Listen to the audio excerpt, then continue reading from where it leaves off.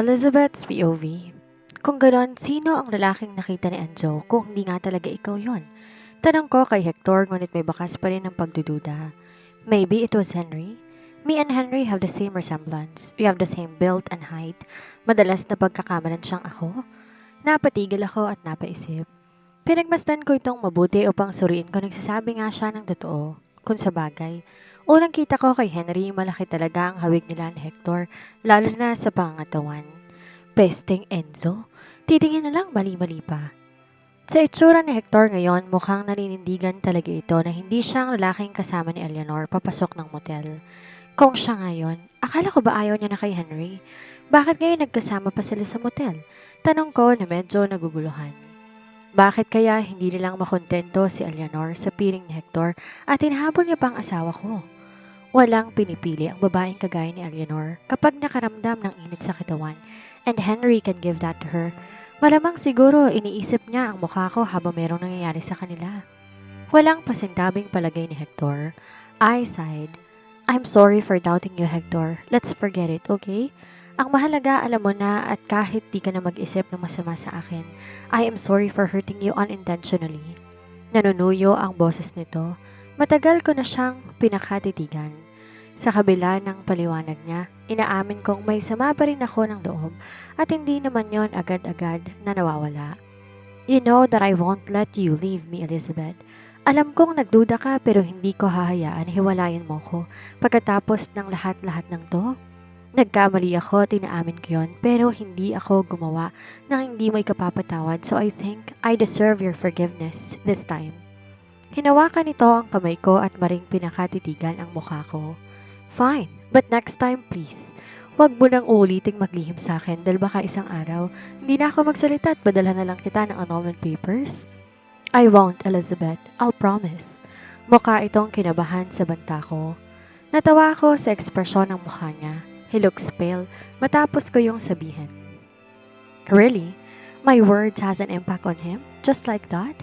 Oh, my husband is afraid to lose his wife. My heart is cheering because of that thought. You scared? I asked him with tease. Tumango ito. Yes, you should be. Ayoko na kasi, Hector. Nakakasawa ng masaktan sa ganong paulit-ulit na dahilan. Ayoko nang makihati kay Eleanor kung talagang siya ang gusto mo. Pero dahil ninaw mo, sana ito nang huli. Kasi kung may susunod pa rito, parang ayoko na. He caresses both my cheeks. Hindi na ulit kita sasaktan, Elizabeth. Pangako. I smiled at him and this time it's real. We stayed at this for a long moment. He is hugging my body too tight while swaying me na tila ba anumang oras makakawala ako sa kanya at ayaw niya akong bitiwan. Mas lalo pang humigpit ang yakap niya sa akin kasabay ng paghagga nito sa labi ko. Lumalim pa yon at alam ko na kung saan to patungo kaya maagap ko siyang inawat dahil wala kami sa sarili naming bahay. Hector, saway ko rito. Nasa office tayo. Your secretary might hear us kung dito natin gagawin. Please, sa bahay na lang. Bahagya ko siyang tinulak at mabuti na nga lang nakinig. My office is soundproof but if that's what you want, hindi kita pipilitin. Let's go home then. I cannot wait anymore.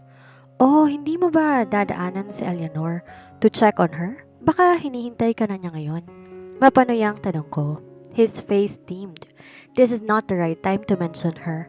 Kaayos lang natin. Don't ruin the mood, Elizabeth. I am serious. Hindi ba natin siya pupuntahan?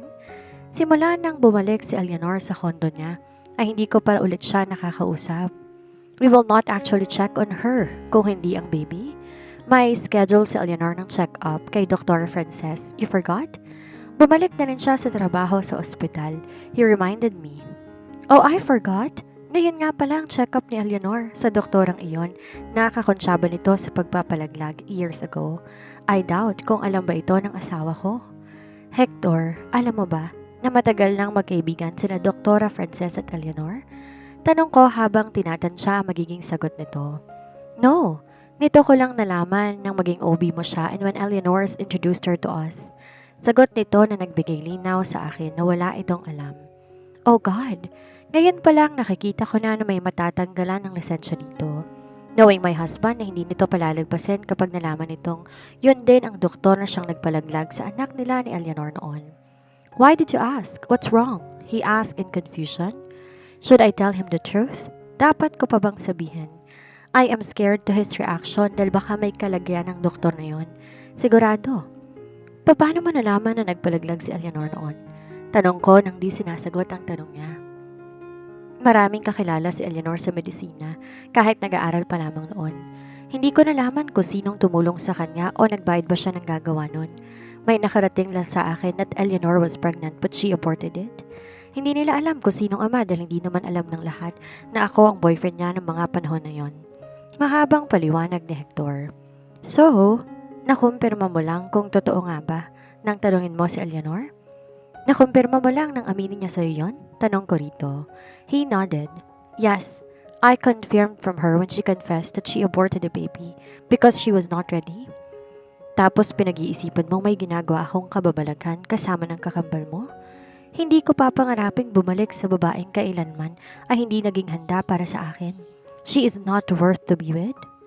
Sa kabilang banda, di na kami nag-abalang umuwi pa ng bahay. Diretso na kaming pumunta kay Dr. Frances for Eleanor's check-up. Tumigil kami sa tapat ng klinik at takmasa nang bubuksan ko ang pintuan nang makitang may siwang ito at may nag-uusap sa loob, kaya napahinto kami ni Hector. I cannot take this anymore. Hindi na kinakaya pa ng konsensya ko. Boses yon ni Dr. Frances na tila ba bagabag ito at medyo tumaas pa ang boses. Binabayaran naman kita ng sapat na halaga, higit pa sa binabayad sa'yo ng kapatid ko at ng asawa niya. Kaya ano bang problema mo? Puno ng iritasyon ang boses ni Eleanor. Nilingon ko si Hector na ngayon ay tila nagdidilim ang mukha kahit pa hindi namin alam kung anong pinag-uusapan ng dalawa. Anong hindi na kinakaya ng konsensya at bakit binabayaran ni Eleanor ng doble si Dr. Frances? Para saan? Aamin ako sa kanila. Sasabihin ko ang totoo. Sige, subukan mo.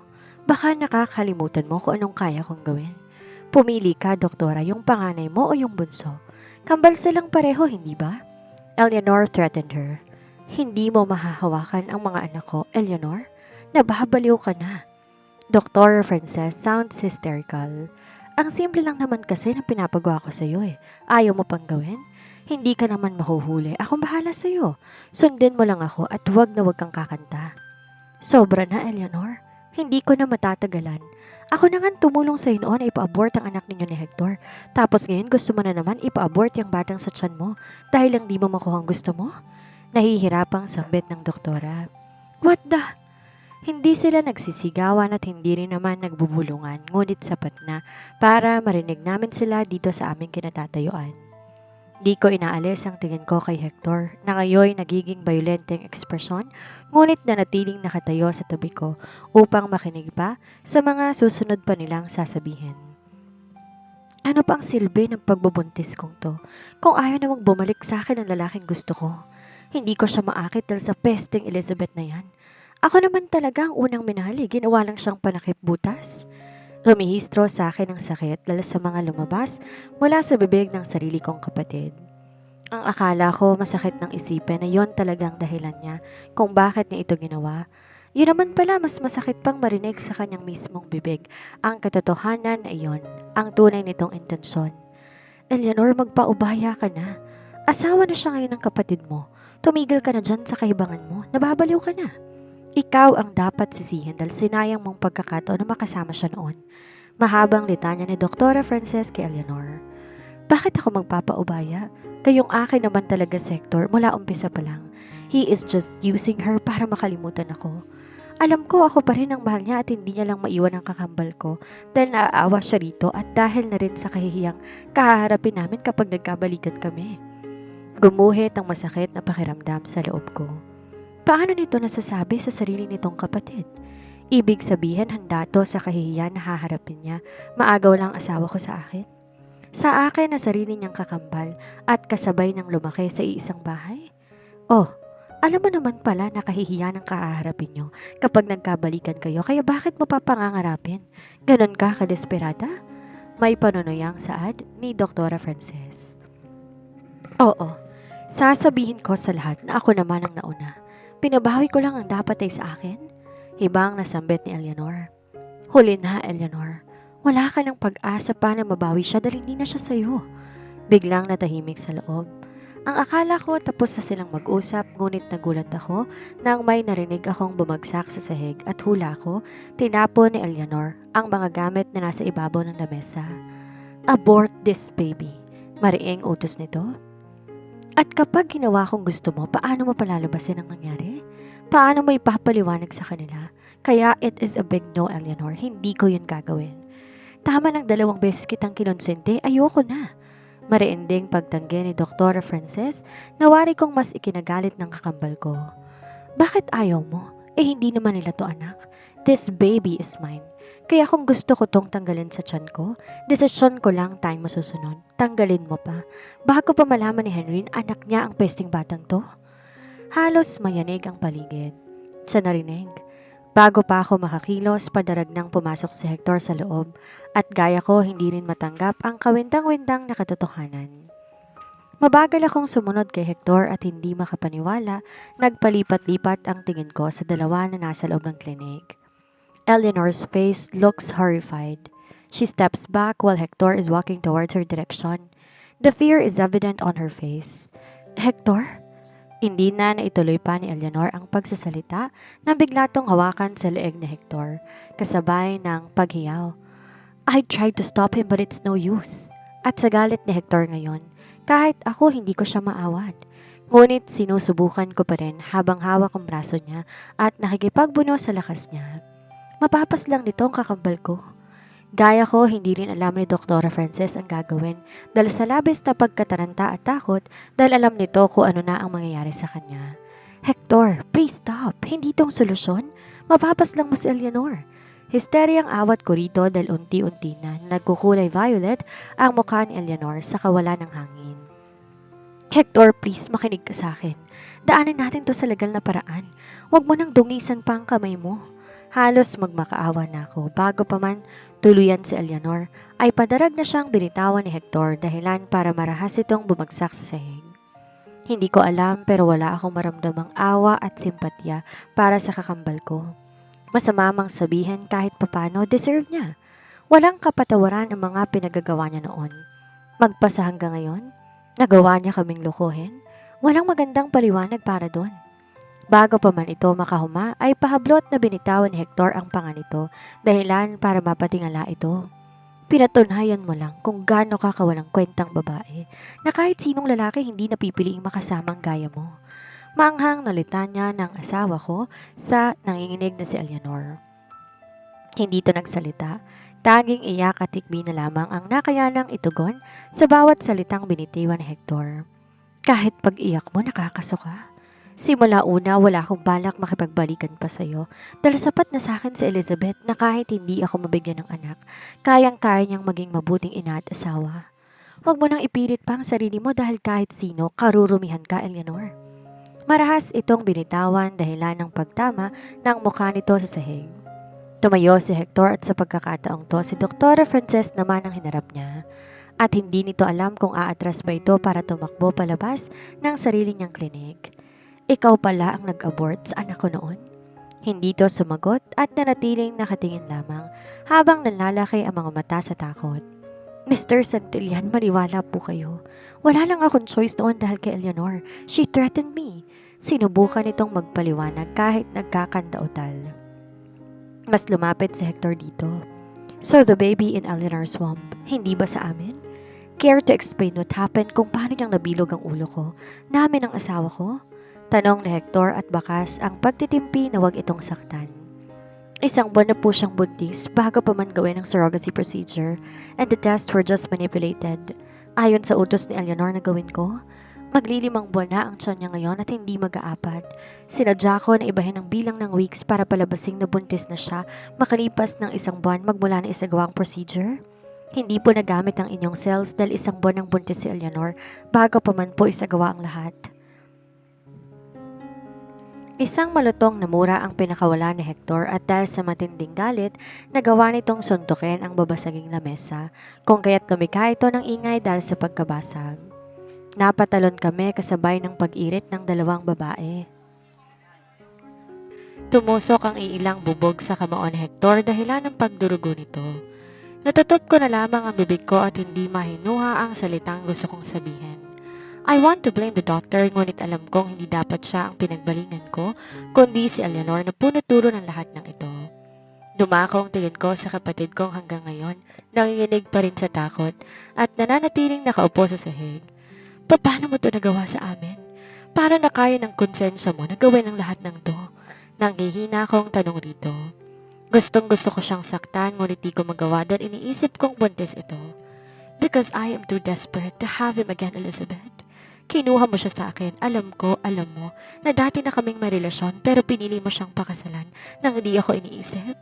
Hindi mo na inalala kung masasaktan ba ako. I hate you, Elizabeth. At kasalanan ko pa pala ngayon. Ako ba ni minsan tinanong mo kung anong nararamdaman ko? Ni minsan ba nagawa mo akong kamustahin? Wala, Eleanor, at wag mo sa aking isisisi ang naging kapalpakan mo sa buhay. Sinayang mong lalaking handang ibigay sa iyong lahat, kaya't wala kang katapatang magalit o sumbatan ako kung sa akin siya napunta. Iingitin ko si Hector. Minahal ko ang lalaking binasura mo. Sa pagkakataong to, nasabi kong gusto kong sabihin bilang pagpapamuka sa kakambal ko. Hindi ito nagsalita at panay lang ang daloy ng kanyang mga luha sa magkabilang pisngi. It's too late for you, Eleanor, kaya tama na. Sa kabilang banda, isang malakas na palad ang tumama sa magkabilang pisngi ni Eleanor na lumika na matinding ingay sa bawat sulok ng kondo. Paano mo ito nagawa sa pamilya natin, Eleanor? Higit sa sarili mong kapatid? Nagsisiding tanong ni Mama nang malaman nila ang nangyari at ang katotohanan sa pinagagawa nito. Narito din ang mga magulang namin, Hector. Wala na silang sinayang na oras nang sabihin ko ang problema sa kanila, kaya agad silang pumarito sa kondo ni Eleanor. Sapo ni Papa ang kanyang naoral sa labis sa pagkadismaya at galit sa kakambal ko. Ganon din ang mga magulang ni Hector. Mama! Nagmamakaawa ang boses ni Eleanor habang nakaluhod sa harapan ng aming mga magulang. Ano, Eleanor? Paano mo ito nagawa? Muling tanong ni Mama habang nanlilisik ang mga mata. Mahal ko si Hector, Mama. Ako ang nauna. Dati na kaming magkasintahan bago pa man siya ikasal kay Elizabeth. Ako dapat ang asawa niya ngayon, Ma. Kita kong bumukas ang halong pagkabigla sa mukha ng magulang ko, ngunit sa mga magulang ni Hector parang di na sila nagulat. Para bang inaasahan na nila iyon? Dahil sa sinabi ni Eleanor, isa na namang sampalang natamo nito, ngunit sa pagkakataong to si Papa na hindi na nagawang manahimik sa isang tabi. Ikinahihiya kita, sigaw ni Papa at wala itong nagawa kundi yumuko kasabay ng pagkagulhol. Para sa akin wala nang rason para tanungin si Eleanor dahil alam kong iisa lang isasagot at ayon ay dahil pa rin kay Hector na gusto nitong bawiin. Galit namang binalingan ni Papa si Hector at marahas itong kinuwelyuhan, ngunit nanatili lang kalmado ito. Isang malakas na suntok naman ang natamo ng asawa ko, dahilan para bumulagta ito sa sahig. Kaagad naman siyang dinaluhan ni Mommy Mabel habang sapon nito ang labi. Papa, please, pakiusap ko rito. Pakiusap, Nicolas, don't hurt my son. Pakiusap naman ni Mommy Mabel. Peste ka. Ang dalawang anak ko, parehas mong kinama. Nagawa mo pang asawahin ng isa, tumayo ka dyan.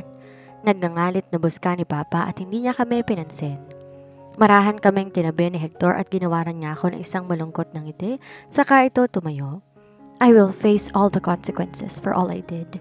Hindi ko iilagan ng bawat suntok at salitang ibabaton ko sa akin dahil karapatan po ninyo yan.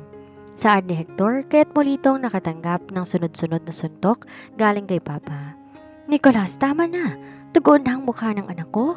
Awat na ni Daddy Roderick, sabay hawak din na Papa at Mommy Maribel nang makita nilang masyado nang napupuruhan ang kanilang anak. Agad kong dinaluhan si Hector. Sa akin naman bumaling ang pagod kong ama. Ikaw, Elizabeth, kailan mo pa ito nalaman? Sumagot ka. Pasigaw nitong tanong sa akin. Noong mismong araw ng kasal, Papa, bago ang seremonya, doon ko nalaman na naging sila ni Eleanor. Tapat kong sagot habang nakaupo ako sa sahig sa tabi ni Hector. Nanghihina na napasalampak na lang si Papa sa mahabang sofa. Pumayag kang magpakasal, Elizabeth, kahit alam mo na ang katotohanan. Hinayaan mong galawin kayo ng iisang lalaki. Paano mo naatim yon, anak? Sa pagkakataong to, si Mama na ang kumausap sa akin. Huli na po para umatras pa ako at ayokong bigyan ng kahihiyan ng mga pamilya natin. Rason ko, ngunit mariin lamang itong napapikit. Hindi mo na sana itinuloy ang kasal kung ganon. Hinayaan mo na lang sana si Hector kay Eleanor. Biglang nagpantig ang tenga ko sa sinabi niyo ni Mama. Anong ibig niyang sabihin? Ako pa ang lumalabas na ng agaw? Kahit alam ko ng totoo, kahit hindi nila alam ang pangyayari, tingin ko hindi niya dapat yun sabihin. Ma, hindi ako ang nang agaw. Hindi ko inagaw si Hector kay Eleanor. Pinili akong pakasalan ng asawa ko. Hindi pinili ni Hector si Eleanor dahil nagpalaglag siya. Pinalaglag niya ang anak nila ni Hector noon. Naglandas na ang luhang di ko nagawang pigilan. Maribang sabihin ko yon. Hindi ba't yun naman ang katotohanan na pinagmula ng lahat ng to? Walang nakapagsalita kaya nagpatuloy ako.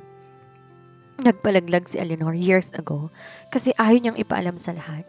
Inalok siya ng kasal ni Hector pero tinanggihan niya ito at ang masaklap, buntis si Eleanor at nagawa niya ipaglalag ang bata. Sagaba lang tingin niya kay Hector at sa sanang magiging apo ninyo. Tuluyan kong pagsisiwalat sa lahat.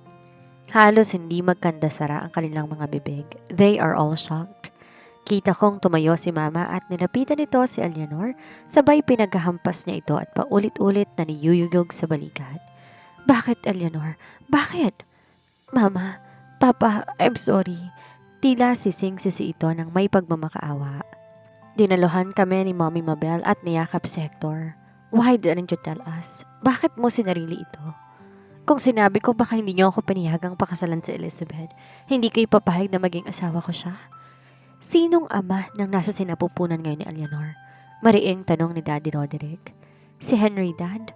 Tabang na sagot ni Hector. Una kang nabuntis ni Hector tapos ngayon naman, nagpagamit at nagpabuntis ka naman sa kapatid nito sa labas. Bayaran ka ba, Eleanor? Sana sinabi mo sa amin ng mas maaga na yan palang gusto mong tahakin. Sana di ka na lang namin pinag-aral at hinayaan na lang mamasukan sa mga prostitute clubs sa tabi-tabi. Total wala ka naman palang pinagkaiba sa kanila. Sigaw rito ni Papa. Kinahihiya kitang naging anak ka namin ng Papa mo. Wala kang magandang naidulot sa amin kundi sakit ng ulo at kahihiyan sa pamilya. You are such a disgrace to this family. Sabat naman ni Mama. Pilitin sana nating wag makalabas to sa publiko. Napakalaking kahihiyan ito para sa ating lahat. Saad ni Daddy Roderick na siya rin namang sinamaan ng tingin ni Papa. Alam ko ng mga anak ko ang may pananagutan dito sa nangyari sa mga anak mo, Nicholas.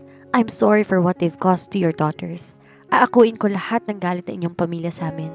Sabihin mo lang kung anong gusto niyong gawin namin ni Mabel upang kahit papano'y maibsan ang kahiyang dulot ng aking mga anak. Huminga ng malalim si Papa at matapang na sinalubong ng tingin si Daddy Roderick. I want my daughter to be separated from your son. We will file an annulment as soon as possible at kailangan walang makakaalam ng tunay na dahilan ng kanilang paghihiwalay. Papa said in finality. Laglag ang pangakong bumaling kay Papa. He looked at me blankly at ganun din si Hector na hindi rin makapaniwala sa narinig. Papa, you can't do this. Hindi ako makikipaghiwalay sa asawa ko. Ako ang magdedesisyon kung makikipaghiwalay ako o hindi. Protesta ko sa gusto nitong mangyari. Elizabeth, can't you see? Do you think the man you called husband deserves you? The man who only used you for his own good? Hindi kaya niyang dapat kinakasama. Makikipaghiwalay ka sa kanya whether you like it or not. That's final. Papa, wag niyo po sanang ilayo sa akin ang anak ninyo. Bigyan niyo pa ako ng isa pang... Wag mo kong matawag-tawag na Papa Hector. Simula ngayon, pinuputol ko ng ugnayan ng anak ko sa'yo.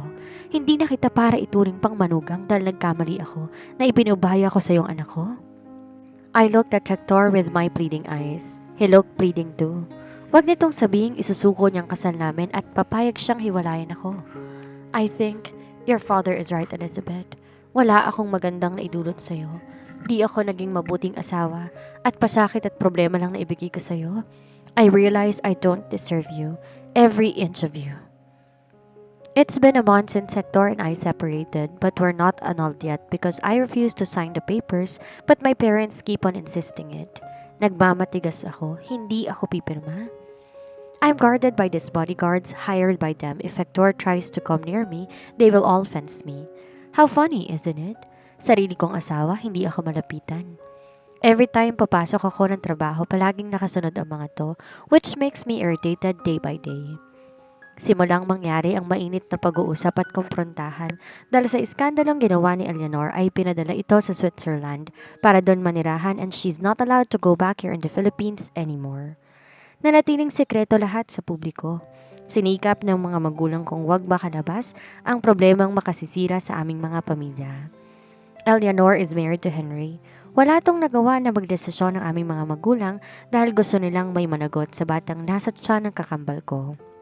Kasalukuyan na silang magkasama ngayon abroad and knowing Henry, hindi niya na para pakawalan pa si Eleanor.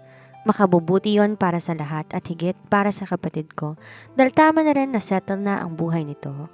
Tama na rin natali na siya para magkaroon ng direksyon ang buhay nito. Maya-maya lang panay ang hikab ko. Antok na antok ako kahit umaga pa lang. Di naman ako puyat pero nanghihina din ang pakiramdam ko na may panakanakang pananakit ng ulo. Kasalukuyan kong hinihilot ang magkabilang sentido ko nang pumasok ang aking sekretary. Di na ako nag-abalang mag-angat ng tingin dahil sa disgustong nararamdaman. Ma'am, ito na po ang pinabili ninyong buttered scallops, ubas at mangga na may bagoong na maanghang. Nilagay na nito sa lamesa. I'm craving this pero ba't parang ayoko nang kainin ngayon nang makita ko? Nag-angat ako ng tingin sa babae. Sa'yo na yan, ayoko nang kainin. Pero ma'am, ang dami po nito para ibigay niyo lang sa akin. Ayoko nang kainin maiba pala akong gusto. Sige na, kunin mo na yan, ikaw nang kumain. Sammy's face looks confused. Ayos lang po ba kayo, ma'am? Ano pa buong gusto niyong kainin kung ganon? Sinipat ko ang mga pagkaing nasa lamesa. Nakita ko ang hilaw na mangga. Kinuha ko yon at ang iba ay tinulak ko sa tapat ni Sammy. Itong mangga at bagoong na lang ang akin. Saad ko and she still looked confused. She sighed at kinuha na ang binibigay ko. Mukha po kayo maput na, ma'am. Subukan niyo pong pa-check up. Anito sa akin. Lately kasi hindi magandang pakiramdam ko. Siguro dahil sa stress? Saan ko? Ngunit nanatili ang tingin ni Sammy sa akin na para bang sinusuri ako. Why? Wala po ma'am. Sige po, lalabas na ako. Lumabas na nga ito at saka ako kumain ng mangga. I tried a slice, a mix of sweet and sour taste kaya napakislot ako sa asim. Ang sarap ha? Naubos ko ang binili ni Sammy pero bitin. Gusto ko pa. I called Sammy again at agad naman tong pumasok ulit sa office ko. Yes ma'am?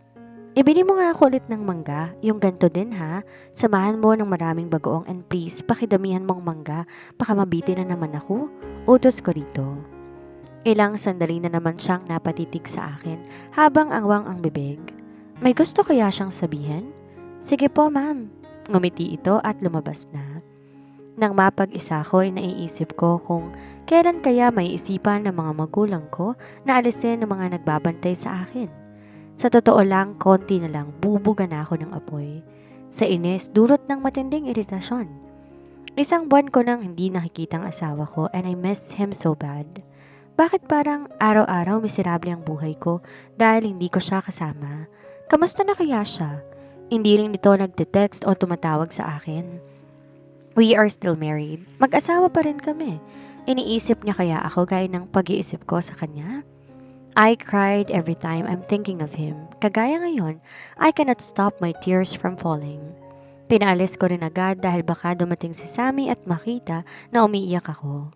Sana maisip ng mga magulang ko kung gaano naghihirap ang kalooban ko sa araw-araw na inilalayo nila sa akin ang lalaking mahal ko. Maya-maya pa, hingal na pumasok si Sammy bitbit ang magang binabini ko. Bigla tuloy akong naawa sa itsura nitong hindi magkanda o gaga. Ito na po ma'am. Nilahad niya sa lamesa ko ang mga talop na mangga, ngunit nanatili ang tingin ko sa mukha nitong kahit hingal ay nakangiti. Tumakbo ka ba? Ang bilis mo ha. Puna ko sa kanya. Ayos lang po ma'am. Diyan lang naman sa baba ng building nakapwesto yung vendor.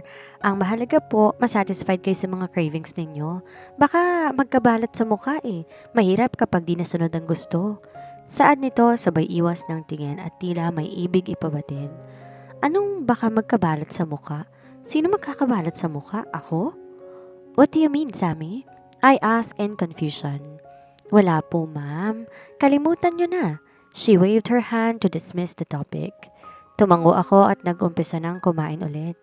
She remained standing in front of me while the smile still plastered on her pretty face. Gusto mo? Tanong ko.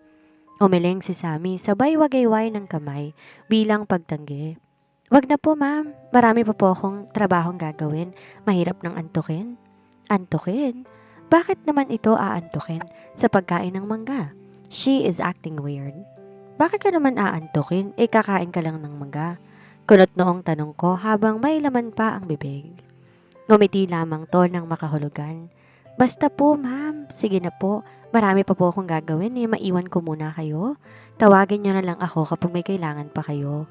Tumango ako at takbang tatalikod na si Sammy nang muli ko siyang tawagin. Sammy, wait! Tumayo ako at lumapit sa kanya. I cupped her face at pinakatitigan siyang mabuti. Ma'am, bakit po? Kabadong tanong nito. Her eyes, her nose, her lips are cute. Kung wala ang glasses niya, she looks like a doll. I touched her cheeks. It's poreless like mine. Ang ganda mo. Yun lamang ang nasambit ko. Bakas ang pagkakailang ko rito kaya't binitawan ko na siya. I appreciate your beauty. Behind those glasses? Sige na, bumalik ka na sa trabaho. Tumango ito at takmang tatalikod na ulit nang muli ko na naman siyang pigilan dahil hindi ako nakatiis. Pwede pa pisil sa pisngi mo? Nanggigigil kasi ako please? Sa pagkakataong to ay biglang na tawa si Sammy. Sige po ma'am, pero wag pong madiin ha. Ewan ko ba pero labis akong nakakaramdam ng tuwa. I pinched her both cheeks. Gosh, it's satisfying. Parang gusto ko itong gawing slime. Pinaglihian pa nga. May pabulong nitong sabi ngunit hindi ko rin maintindihan dahil pisa at binabanat ko ang magkabila nitong pisngi. Binitawan ko siya para linawin ang sinabi nito na hindi masyadong narinig. What did you say? Tanong ko ngunit imbes sagutin ako ay tumawa lamang ito. Ang sabi ko po, masakit na. Tumango-tango ako.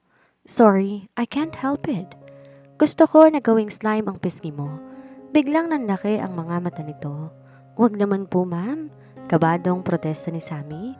I laughed at her reaction. Of course not. Hindi ko yun gagawin sa'yo. Masyado lang akong natutuwa. Kimi na lamang to ngumiti sa akin. Kinagabihan, umuwi ako ng bahay. Kasunod din ng mga bodyguards na akala mo naman may threat sa buhay ko. Naabutan ko sina mama at papa na nasa dining at mukhang bago lang ang kakain. Saktong dating ko dahil gusto ko silang makausap. I greeted them and kissed them on their cheeks. Naupo na ako sa pwesto ko. How's your day, anak? Tanong ni mama sa akin. I showed them my blank expression para ipabatid na hindi talaga ako natutuwa sa isang buwan nilang pinaggagawa. Anong balak nila? Buruhin lang ako dito sa bahay at sa trabaho? Hanggang kailan niyo balak na gawin to sa akin? Ma, pa? Pansin kong nagkatinginan ang dalawa. Tumikim si Papa. Hanggat hindi mo pinipirmahan ang annulment papers ninyo ng lalaking yon. Sumingal ako. Hindi ko sabi yun pipirmahan I love my husband. He is my life. Huwag niyong pahirapan ang kalooban ko para lang sa gusto ninyong mangyari. Do not control me. Hindi na ako bata at may sarili na akong desisyon. Ginamit ka lang ng lalaking yon para sa pangsarili niya, Elizabeth. Ilang beses ba namin sa'yo kailangan ulit-ulitin para maintindihan mo? Ilang beses ko rin ba kailangan ulit-ulitin sa inyo na ayokong makipaghiwalay sa asawa ko at ayokong pirmahan ang papel na yan? I raised my voice, kasabay ng padarag kong pagtayo at biglamang pag-ikot ng paningin ko, kaya napakalapit ko sa mesa. Stress is giving me a hard time, Elizabeth. Are you okay? Nag-aalalang tanong ni Mama at agad nila akong dinaluhan para alalayan. Mariin akong napapikit. Pakiramdam ko anumang oras ay mawawalan ako ng malay. I'm okay. Pagod lang to. At dahil sa stress na binibigay niyo sa akin, sagot ko habang unti-unti ako na muling naupo. Take a break from work, Iha. You should rest. Payo ni Mama. Umiling ako. Kung magpapahinga ako rito sa bahay, lalo lang lalala ang nararamdaman ko. You are becoming stubborn, Elizabeth. Ani naman ni Papa. Sa inyo kaya mangyari itong pinararanas ninyo sa amin? Hindi kaya kayo magkaganito rin? Natigilan sila sa sinabi ko. Elizabeth, kailangan mong intindihin. Hindi ko na pinatapos pang magsalita si Papa. Kailangan nyo ring maintindihan na may asawa akong tao na ayoko makipaghiwalay. Muli silang nagkatinginan at hindi ko na sila hinintay pang magsalita ulit nang padarag na akong tumayo. Ngunit umikot na naman ang paningin ko hanggang sa tuluyan na nga akong nawalan ng malay. Huli kong narinig ang taranta nilang mga boses. Nagising ako na kulabo ang aking paningin hanggang sa unti-unti nang luminaw ang kapaligiran. I am feeling groggy ngunit alam ko kung nasaan ako. I'm in the hospital. Huli kong natatandaan na walan ako ng malay dahil sa matinding pagkahilo. Unti-unti akong gumagalaw para sana bumangon ngunit may mga kamay na humawak na sa bewang ko. Don't move, Elizabeth. Para akong nananaginip. Boses yon ng asawa ko. Mabagal akong bumaling sa gilid ko. I saw his serious face looking at me intently. Inabot ko ang pisngi nito pababa sa labi. His features are still the same from the last time I saw him. Gwapo pa rin. Malamlam ang mga mata kung sinusuri ang mukha nito dahil baka nananaginip lamang ako pero hindi. Totoo na nasa harapan ko ngayon si Hector. Bakit ngayon mo lang ako pinuntahan? Hindi mo alam kung gaano ko nangungulila sa'yo? Dagdag ko habang di naalis ang tingin sa kanyang mukha. He caressed his cheeks while using his both thumb to get rid of my tears. Shh! I'm sorry, okay? Hindi na ako aalis. Hindi ko kayo iiwanan na dalawa. He assured me while our forehead touched. Pero teka, anong hindi niya na kami iiwang dalawa? May iba pa ba bukod sa akin? Wait, what are you saying? Na dalawa kaming hindi mo iiwan? I asked him in puzzled. Our baby. Sagot nito habang hawak sa tiyan ko. Sobra akong nabigla. Hindi maproseso ng utak kong sinabi ni Hector, kaya awang ang bibig kong pinakatitigan siyang mabuti. I am pregnant. Yes, Elizabeth, you are 7 weeks pregnant. Seryosong sagot ni Hector ngunit hindi maikukubli ang tawa at galak sa kanya. Patuloy niyang hinahaplos ang tiyan ko habang yakap ako. This is very shocking for me. Nilagay ko ang mukha ko sa kanyang balikat at doon ako umiyak. I cried so loud dahil sa labis na saya at tuwa. Don't cry too much, Elizabeth. May epekto yan sa bata. Saway niya sa akin ngunit hindi ko talaga mapigilan. Hayaan mo ako kahit ngayon lang. Sobrang saya ko kaya ako ganito. Nagpatuloy to sa pagyakap at paghagod sa likod ko at hinahayaan niya ako na ilabas ang emosyong nararamdaman ko sa paraang gusto ko. We stayed still at this position hanggang sa tuluyan na akong kumalma. Ngayon, tuluyan ang rumihistro sa akin na nagdadalang tao ako at hindi to panaginip lamang. I am so grateful. Hindi na ako umaasa noon mabibigyan pa ako ng anak, ngunit ipinagkaloob pa rin sa akin. I am not dreaming. Namamaos kong sambit. Hector chuckled. Yes, we're not dreaming, Elizabeth. We're going to have a baby. Mas sumigpit pa ang yakap ko sa kanya ngunit ito ay pilit niluluwagan kaya naiinis ako. Bakit ka lumalayo? Iritable kong tanong. I don't want to put so much pressure on you. You're pregnant, remember? Maiipit ang tiyan mo. Sorry, naninibago lang ako. Saad ko rito. Ang dami kong mga gustong itanong pero di ko alam paano ko umpisahan. Where's my parents? Tanong ko. Umuwi sila sandali. Hinayaan nila akong bantayan ka habang di ka pa nagigising. Tinawagan ka nila? Tumango ito. Yes, tumawag agad sila. The same time they found out that you are pregnant with my child. I am the father of the baby so I have all the rights to come here. Mabuti naman at hinayaan ka na nila. I passed out nang makaramdam ako ng hilo habang mainit ang naging usapan namin kanina. They wanted me to sign the annulment papers but I refused. I don't want to. Pero ikaw wala kang ginagawa na hindi ka nagpaparamdam sa akin. Hinawakan niya ang kamay ko upang pakalmahin ako. Can you hear me out first to explain myself? And please, Elizabeth, don't stress yourself too much. Tumango ako. Go on and start to explain yourself. I gave him time to explain himself. Wala akong balak makipaghiwalay, Elizabeth. Pumayag akong lumayo sa'yo gaya ng gusto nila but my intention is to cool down the situation dahil masyado pang mainit. I did not mean to leave you behind. I am waiting for the right moment to be with you again. I respect your parents. Nasaktan ko sila dahil pinurwisyo ko ang 2 anak nilang babae. Kahit sinong magulang magagalit eh. Don't blame your parents, Elizabeth. You should understand their sentiments. Galit sila. Nasaktan ang mga anak nila. Pero di ibig sabihin nun hindi na kita babawiin sa kanila. Karapatan kong bawiin ka, lalo na ngayong magkakaanak na tayo. Ngayon wala na silang dahilan para ilayo ka sa akin.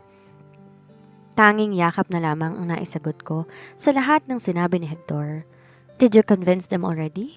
Tanong ko habang nakatingin sa mga mata nitong namumungay dahil sa puyat. Mukhang binantayan niya ako magdamag hanggang sa magising. Napangiti ako habang pinipisil ko ang pisngi nito. I found my new slime. We're not talking yet, but I'm planning to. Hindi pwedeng hindi kita isasama pa pauwi. Tumango ako. I want to go home with you. He smiled at me and kissed my forehead. Yes, you will come with me at walang po pwedeng pumigil sa akin. Kailan ba ako lalabas dito? Tanong ko habang pinisil-pisil pa rin ang pisngi nito. Tomorrow morning, you are under monitoring because this is your first pregnancy. Hindi rin biro ang hilong nararamdaman mo araw-araw. The doctor suggested you should stay here until tomorrow, sagot nito. Maya-maya, tumawa si Hector. Sabay hawak niya sa pulsuhan ko upang patigilin ako sa pagpisil sa pisngi nito. Please, Elizabeth, mapula na ang mukha ko. Tumatawang saway nito sa akin. I miss you so bad, Elizabeth. I am longing for you. I feel like I'm gone every day looking at you from afar. Anito habang magkalapat ang aming labi. I miss you more, Hector. You are literally a dam for letting me far away from you. I'm crying every night thinking of you. I am so bothered without your presence. I hate you, but I love you so much. Hinagkan ko ito na para bang wala ng bukas. Natigil lang kami nang may tumikim ng sunod-sunod sa may malapit sa pinto. Dahil sa pangungulila namin sa isa't isa, di na namin namalaya na may nakapasok na pala sa silid, kaya't sabay kaming napalingon. Nakaramdam ako ng hiya sa seryosong mukha ni Papa at Mama ang bumalandra sa amin. Tumayo si Hector sa gilid ko at sinalubong ang tingin ng aking mga magulang. You two are now okay, ha? Tanong ni Papa. Tumayo si Hector sa gilid ko at sinalubong ang tingin nila. Okay naman kami, Pa. Kayo lang naman tong hindi. Sagot ko na may pagkasarkastiko kaya tinawakan ako ni Hector sa bewang para pasimpleng sawayin. Elizabeth, talking back isn't nice? Saway naman ni Mama sa akin. Hayaan mo na. Epekto lang yan ng pagbubuntis niya. Mood swings ba? Saad ni Papa at mabagal kaming nilapitan. Nagulat ako nang unti-unti siyang umiti sa amin ni Hector. Is he going to accept us again? My daughter is now pregnant in her own. Tila proud pa nitong saad sa akin. Hindi ako nagsalita, I let him speak. Alam ko na hindi tamang kami ang nagdesisyon para sa inyong dalawa, Iha. Hindi tamang pinilit kita na makipaghiwalay kay Hector. Pero masisisi mo ba ako, anak? Your sister ruined her life because she's obsessed with your husband. Nabuntis siya sa asawa mo noon. Walang nakakaalam na meron silang relasyon bukod sa'yo. Hindi ba't napakapangit at napakasalamuot isipin? Tama si Hector. I shouldn't blame my parents. Biktima lamang din sila ng mga pangyayari. Kahit tutol ako sa pagpapatuloy ng relasyon mo kay Hector, mukhang wala naman akong magagawa pa dahil sa kanya ka masaya at ngayon magkakaanak na kayo? His words digging me in. A love of a father. Papa, I am not mad at you or kahit kay Mama. Hindi ko kayang magalit sa inyong dalawa at alam ko kayong mas nasasaktan para sa aming magkapatid. I admit frustrated ako dahil pilit niyo akong pinapapirma but behind that, naiintindihan kong pinanggagalingan ninyo. Pero ayokong gawin dahil alam ko magiging miserable ako kapag sinunod ko ang gusto ninyo. Tumango-tango si Papa. Ngumiti. Hinaplos niya ang buhok ko at pinakatitigan niya akong mabuti. I am proud of you because you, Elizabeth, you grew up like a strong and undefeatable woman. You faced silent battles on your own at kinaya mo. We did not know na sarili mong kakambal pa lang nagpapahirap sa'yo. We are proud parents na kahit isa may napalaki kaming matino. He said emotionally and I looked at Mama na nakangiti rin habang nangingilid ang mga luha. Nagkataon lang na iisang lalaking minahal nila, Nicholas. Mama said bitterly. Eleanor did not love Hector. She is obsessed. Pagtatama ni Papa, sabay iling na lang. Sandaling natahimik ang paligid. Nagangat ng tingin si Papa kay Hector, na kanina pang tahimik habang nakikinig lamang sa pag-uusap namin. Ay, malamong hindi ka patawa-patawad ang ginawa ng dalawa kong anak, hindi ba? Tumango si Hector. Yes, sir. Dahil mahal ka ng anak ko. Ipauubaya ko siyang muli sa iyo pero this is the last time. Kapag gumawa ka pa ng kalokohan, I won't, sir. Matikas na putol ni Hector kay Papa. Ano ba, Hector? Sana man lang pinatapos mong magsalita si Papa. Baka ma-bad shot ka na naman. Kurot ka sa akin mamaya. Good then. Lumapit to sa asawa ko sabay tapik sa balikat nito. Take care of her. Don't make her cry again. I can't help but to smile. Ganon din si Mama, nang sabay kaming magkatinginan and she nodded at me with assurance. Yes sir, I can promise you that, Hector assured him. Drop the sir and call me Papa again. Ngumiti si Hector at bahagyang yumuko. Thank you for giving me a chance. Hindi ko po sasayangin. I will take care of her the way you treasure her. Ilang sandali pa at nagpaalam na rin ng parents ko, kaya muli kaming napag-isa ni Hector. Nagulat ako nang kabigin niya ako sa batok at mabilis sinagkan sa labi. I want to make love with you here. Na-excite kong sambit kay Hector with my pleading eyes. Miss me that much? He asked with me teasingly. Please Hector, lock the door. Nagmamakaawa ang boses ko kaya't mas lalo tong natawa sa pagiging agresibo ko nang hawakan ko ang belt niya para tanggalin. Tumatawa itong tumungo sa pinto at inilak ito. Yes, that's right. Pagbibigyan kita, Elizabeth, because I already asked the doctor if it's okay to have make love with you and she said yes. Pero wag sobrang diin, okay?